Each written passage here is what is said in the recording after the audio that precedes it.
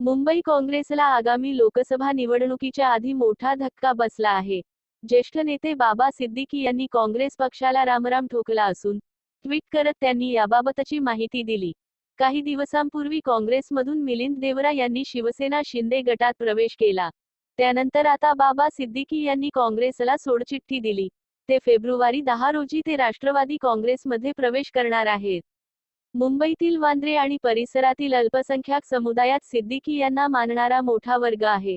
त्यामुळे आगामी लोकसभा, विधानसभा आणि मुंबई महापालिका निवडणुकीत राष्ट्रवादी काँग्रेसला फायदा होईल. दाऊदशी पंगा घेणारे, आमदारकीची हॅट्रिक करणारे, 100 कोटींच्या घोटाळ्याचा आरोप असणारे बाबा सिद्दीकी आहेत तरी कोण?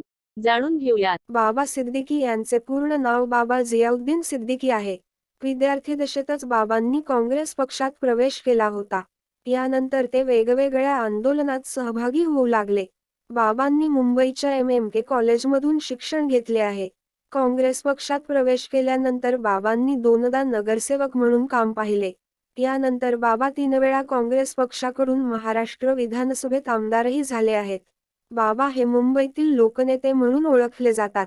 आपल्या भागातील लोकांच्या मदतीसाठी ते सदैव तत्पर असतात अशी त्यांची ओळख आहे. त्यांनी आमदार निधीचा वापर परिसराच्या विकासकामांसाठी केला, त्यामुळे ते लोकांमध्ये अधिक लोकप्रिय झाले.